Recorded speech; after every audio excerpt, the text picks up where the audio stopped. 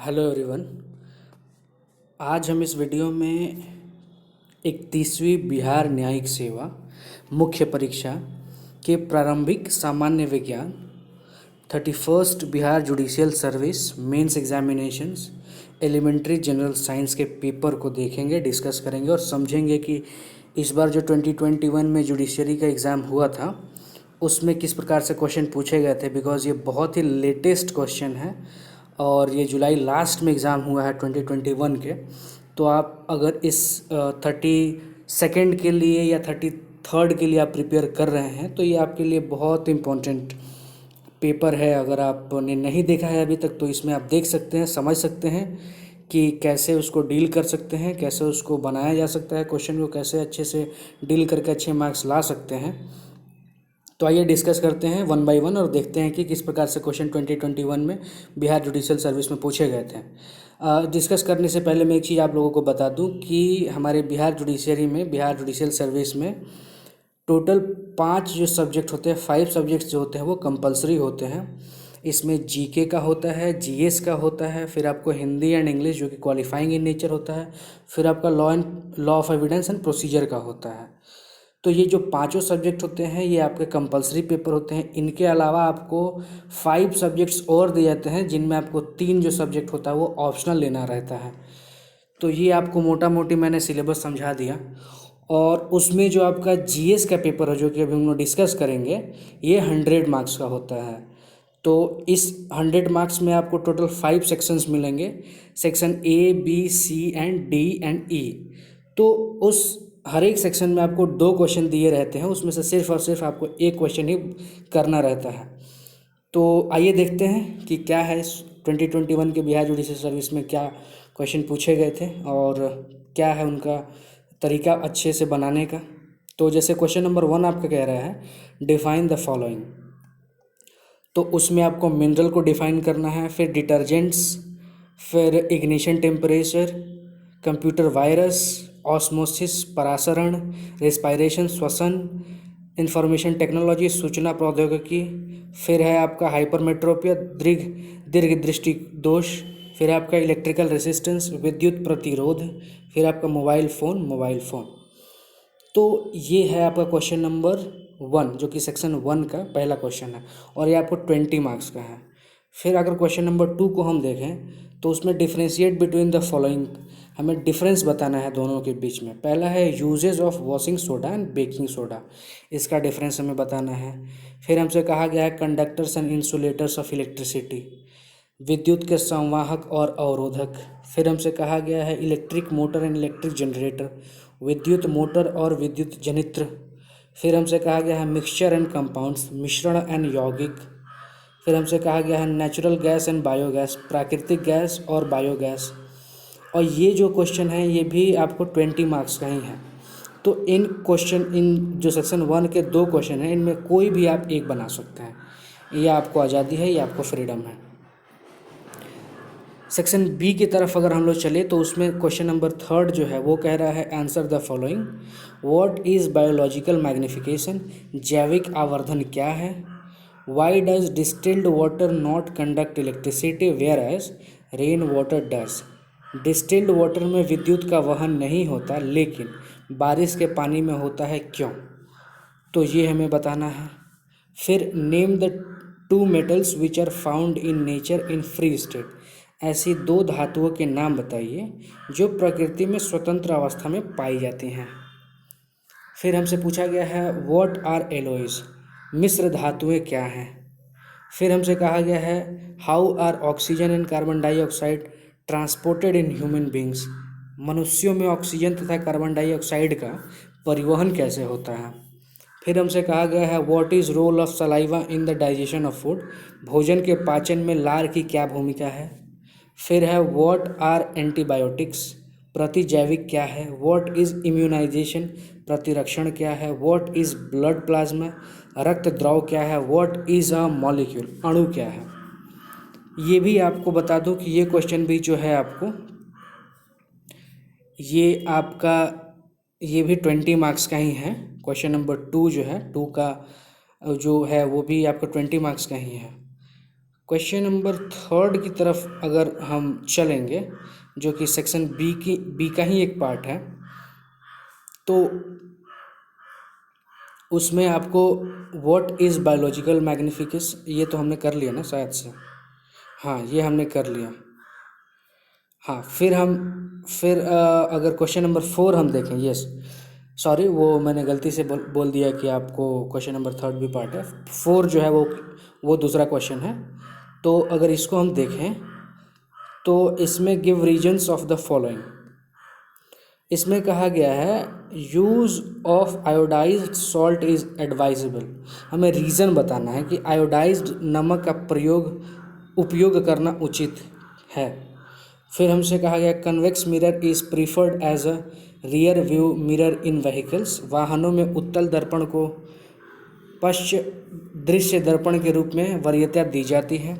Sun appears reddish early in the morning. सूर्योदय के समय सूर्य रक्ताभ प्रतीत होता है। फिर हमसे कहा गया है copper and aluminium wires are usually employed for electricity transmission. विद्युत संचारण के लिए प्राय कॉपर तथा एल्यूमिनियम की तारों का उपयोग किया जाता है। फिर हमसे कहा गया है aluminium foils are use to wrap food items. Aluminium की पतरी का उपयोग खाद्य सामग्री को लपेटने में किया जाता है। इसका रीज़न हमें बताना है। तो ये जो है ये भी 20 मार्क्स का ही है क्वेश्चन आपको। उसके बाद से आपको सेक्शन सी की तरफ अगर हम चले तो क्वेश्चन नंबर 5 जो है वो कह रहा है write brief answer of the following. निम्नलिखित के उत्तर संक्षेप में लिखिए। What is greenhouse effect, greenhouse प्रभाव क्या है। What are called endemic animals, स्थानिक प्राणी किसे कहते हैं। Why should we recycle the paper, हमें कागज़ को पुनः प्रयोग क्यों करना चाहिए। व्हाट इज़ एसिड रेन, अम्ल वर्षा क्या है। What is the difference between kharif crops and rabi crops, खरीफ फसल और रबी फसल में क्या भेद है। ये भी 20 मार्क्स का है।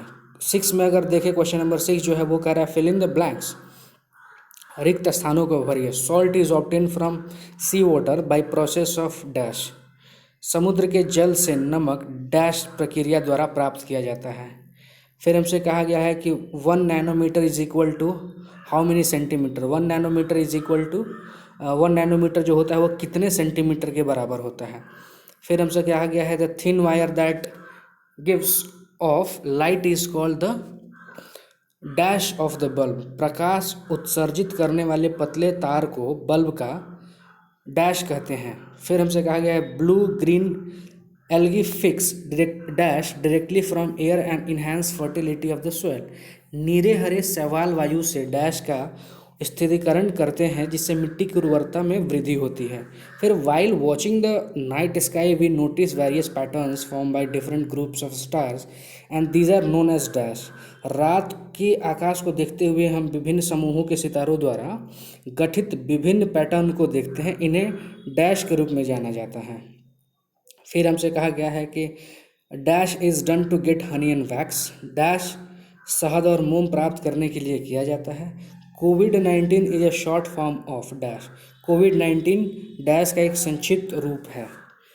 तो ये हमसे पूछा गया है। फिर हमसे कहा गया the smallest unit of measurement use to quantify computer data is dash, computer data को निर्धारित करने के लिए माप की सबसे छोटी इकाई डैश है। Synthetic fibres are synthesised from raw material called dash, synthetic fibre को डैश नामक कच्चे माल से संश्लेषित किया जाता है। Dash is the male hormone and dash is the female hormone, dash पुरुष हार्मोन है और डैश महिला हार्मोन है। तो ये हमसे कहा गया है। सेक्शन डी की तरफ अगर हम चले तो उसमें देखेंगे कि क्वेश्चन नंबर 7 जो है वो कह रहा है name the scientists who discovered the following, उन वैज्ञानिकों के नाम दीजिए जिन्होंने निम्नलिखित की खोज की। हमें साइंटिस्ट के नाम बताने हैं बेसिकली। फर्मेंटेशन किडवन, वैक्सीन फॉर स्मॉल पॉक्स चेचक के लिए टीका, फिर है ब्रेली सिस्टम ब्रेल प्रणाली, इलेक्ट्रॉन, लॉज ऑफ मोशन गति के नियम, थियरी ऑफ रिलेटिविटी सापेक्षता सिद्धांत, डायनामाइट एटॉमिक थियरी आणविक सिद्धांत, थियरी ऑफ इवोल्यूशन विकासवाद, structural and functional unit of life जीवन की संरचनात्मक और कार्यात्मक इकाई। ये भी आपको 20 मार्क्स का है। क्वेश्चन नंबर 8 में अगर देखें एक्सप्लेन द फॉलोइंग, निम्नलिखित को समझाइए।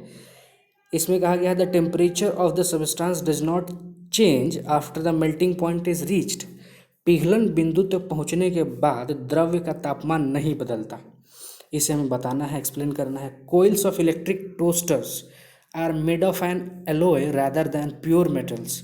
इलेक्ट्रिक टोस्टरों के कोयल शुद्ध धातुओं के बजाय मिश्र धातु से बने होते हैं, ये हमें बताने हैं। फिर है ना, a gas exerts pressure on the wall of the container.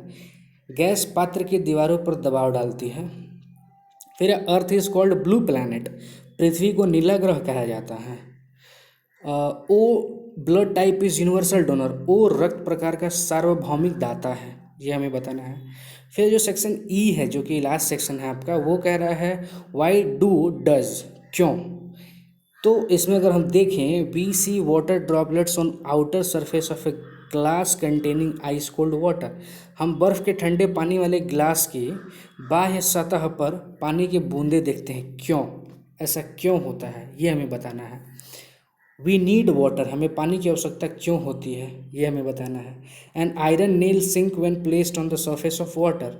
जब लोहे की कील को पानी की सतह पर रखा जाता है तो वह डूब जाती है, क्यों। Our palm feel cold when we put some petrol on it. जब हम हथेली पे पेट्रोल डालते हैं तो हमारी हथेली ठंडी महसूस करती है, क्यों।